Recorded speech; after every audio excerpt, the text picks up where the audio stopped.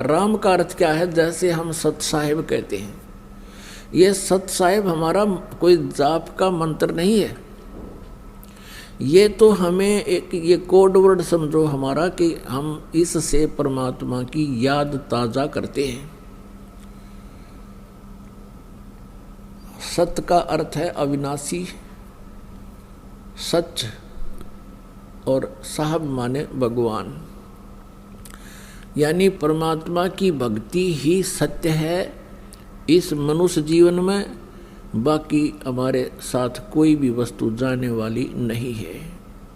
तो इसका वास्तविक उद्देश्य ये होता है कि हम सत साहिब बोलते हैं, आप भी कहते हो भाई सचमुच आपके हृदय में न्यू आवे अक्षत साहिब, तो दूसरा भी भक्त बोलेगा सत साहिब। भाव ये होना चाहिए कि ये सब जहाँ हम क्रिया कर रहे हैं ये तो हम फंस गए या मजबूरी है, लेकिन सच्चा तो भगवान ही और उसकी भक्ति ही है। ये मूल उद्देश्य, सच्चा काम तो यही है, ताकि फिर वो भक्ति याद रहे उसके। जैसे राम राम बोला करते थे, राम का अर्थ है कि परमात्मा ही सब कुछ है, परमात्मा के अतिरिक्त कुछ नहीं है। और उसकी साधना जैसे भी उन ऋषि महर्षि बताया करते थे, वो ओम नाम देते थे और कहते थे कि कोड वर्ड बोलना, ओम ओम ओम नहीं कहना किसी को, ओम ओम दूसरा भी फिर बोल भाई ओम ओम नहीं। इससे क्या होता है कि फिर तुम अनधिकारी होने के कारण उस मंत्र को दूसरे को बोल देते हो, तो आप उसके गुरु हो गए, आप अधिकारी हैं नहीं, वो दोषी हो गया, आप भी दोषी हो गए। तो उसके लिए उन्होंने कोड वर्ड बनाए थे कि राम राम बोला करो। जैसे सुबह सुबह कोई व्यक्ति मिलता है एक दूसरे से, तो उनसे कहते जैसे अब हम सत साहिब बोलते हैं, पहले हम राम राम बोला करते हैं, तो सामने वाला भी कहता था राम राम। अब ना तो उस राम का बेरा, ना उस नाम का पता, हूँ राम राम जरूर कहते थे। अब ऋषि जी ओम नाम देते थे, लेकिन इसको गुप्त रखने को कहते थे कि तुम किसी को बताना नहीं है ये मंत्र, क्योंकि यदि शिष्य किसी शिष्य को ये नाम बताता है तो वो स्वयं भी दोषी हो जाता है, और कोई व्यक्ति उसके कहने से उसका जाप शुरू कर देता है तो वो भी दोषी हो जाता है। जैसे कोई नकली पासपोर्ट बनाता है, लाइसेंस बनाता है, तो दोनों दोषी हैं, वो अधिकारी नहीं। इसलिए इसको गुप्त रखा करते थे और कहते थे राम राम। राम राम का अर्थ है कि भाई भगवान गुरुदेव ने जो नाम दिया है, परमात्मा की भक्ति करते रहना, कहीं काम में कार्य के अंदर संसारी काम में भूल ना लग जावे। तो चलते चलते कोई राम राम कहता था, उसको याद आती थी, ये संकेत करते थे कि तुमने ये नहीं कहना कि ओम नाम जप ले, गुरुजी ने बता रखा है, कदे भूल लग जा, नहीं। वो यूँ बताया करते ऋषि जन कि तुम एक दूसरे से भगवान की भक्ति याद दिलाते रहना, यहाँ भूल बहुत शीघ्र पड़ती है। तो कहीं तुम आपस में मिलो तो बोलना राम राम, सामने वाला समझ जाएगा कि ये कह रहा है कि भक्ति ना भगवान का वो नाम जाप कर ले, कदे भूल पड़गी हो। जैसे आप खेतों में जा रहे हैं, मजदूरी पर जा रहे हैं और अन्य किसी कामवश सफ़र कर रहे थे, पहले तो सफ़र पैदल करते थे,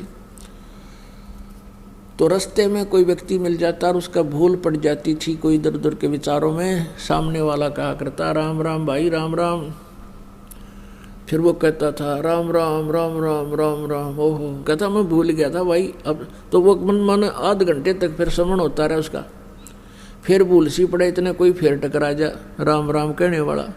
तो कहने का भाव ये है कि फिर वो मंत्र याद रहते थे, वो जब भक्ति करते रहते थे। लेकिन कहते हैं राम नाम जप कर थर होई, सत्य नाम में मंत्र दोई। राम नाम जप के थर होई, थिर सथिर माने फॉर एवर, सतलोक में रहना, फॉर एवर, यानी फिर कभी लौट कर नहीं आओगे। उसको राम नाम जप कर थर होई, और सत नाम में है वो मंत्र दोई। ये है वो राम नाम, वो सतनाम के 2 अक्षर का ये राम नाम है। और वो राम नाम जपते थे केवल एक ओम ही, तो ये इनकम्प्लीट था। और उनकी जाप करने का तरीका भी एक मजदूर वाली कमाई थी। दास जो आपको बताना चाहा था, अब उस पॉइंट पर आया है कि वो जो साधना थी मौखिक जाप की, ओम ओम ओम ओम ओम ओम, फिर कहीं न कहीं ओम, 1 घंटे में कहूँ ओम कहूँ, ये सारी बकवाद थी। तो ये इसलिए तो वो तो 10 लाख बार मौखिक जाप करे और एक बार श्वास से जो दास बतावेगा, वैसे अपने आप चाहे वो ओम वाले उपकरण भी लाग जी, उससे कोई लाभ नहीं होगा, क्योंकि उनका तो आदेश वैसे ही करना है। तुम वैसा करोगे तो वो तुम्हारे भगवान का आदेश खंडन होने से दोषी हो जाओगे।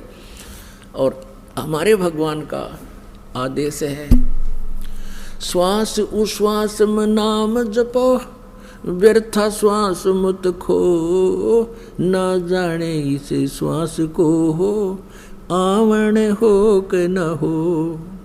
अब हमारे भगवान का तो आदेश है कि श्वास उश्वास से नाम जपना है, और इनके भगवान का आदेश है कि उच्चारण करके करना है। तो अगर वो उच्चारण ना करके वैसे करेंगे तो उनको वो उसका आज्ञा की अवहेलना होने से भी अपराधी है। यानी इस काल ने तो आपको यहाँ फंसा कर रखना है। इसका उद्देश्य यही है कि आत्मा, इसको मालूम है कि आत्मा भक्ति बिना नहीं रह सकती। इसको परमात्मा की तरफ उसी दिन से होगी थी जिस दिन से ये सतलोक से इस काल के साथ आई थी। उसी दिन से प्रभु की आवश्यकता इसको महसूस होने लगी थी, और आज तक हम उसको प्राप्त नहीं कर सके, क्योंकि हम काल के द्वारा भ्रमित ज्ञान पर आश्रित रहे।